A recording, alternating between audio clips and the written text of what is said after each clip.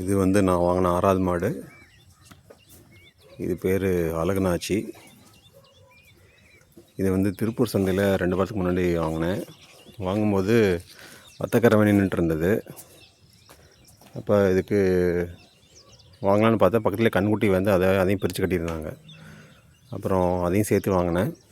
இது 52 ரூபாய்க்கு வாங்கினேன். ஆனால் என்னென்னா மடியில் வந்து மடி நான் செக் பண்ணவே இல்லை. மடி சுழி எதுவுமே செக் பண்ணவே இல்லை. இது வெட்டுக்கு போகிற மாதிரி நின்றுட்டு இருந்ததுனால தான் வாங்கினேன். இதை பார்த்திங்கன்னா மடியில் ஃபுல்லாக புண்ணு இருந்தது.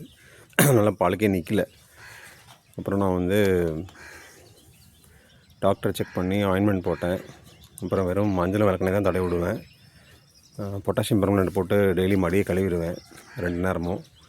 பாலை ஃபுல்லாக கறக்க இப்போ வந்து கால் அணைச்சோம்னா கம்முன்னு பொட்டாட்டம் நிற்கிது. எந்த பிரச்சனையுமே இல்லை. இது நான் பால் கறக்காது அப்படின்னு தான் வாங்கினேன். ஆனால் இது வந்து கிட்டத்தட்ட ஒரு நாளைக்கு பார்த்திங்கன்னா காலையில் மட்டும் 4 லிட்டர் கறக்குது. நான் ஒரு நேரம் தான் கறக்கிறேன். ஏன்னா அதனால் கறக்க முடியல. கன்றுக்குட்டி மீதி ஃபுல்லாக கொடுத்துட்றேன். கன்றுக்குட்டி பாருங்கள், செம்மையாக சூப்பராக இருக்கும். இது வந்து காலக்கன்று. இது நான் வர வரைக்கும் பார்த்திங்கன்னா வந்து வெறும் பாலை தான் குடிச்சு வளர்ந்துருக்குது. இப்போ கூட டெய்லி ஒரு நாளைக்கு 3 லிட்டருக்கு மேலே பாலை குடிச்சிருது. பாலை குடிச்சு தான் வளர்த்துறேன். அது மாதிரி பார்த்திங்கன்னா கிட்டத்தட்ட ஒரு 4 to 5 மாதம் தான் இருக்கும்.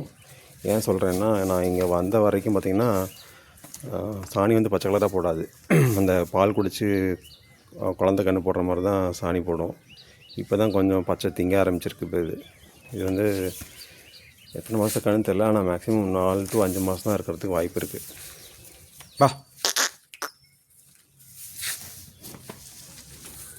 ஆனால் இது காலக்கன்று.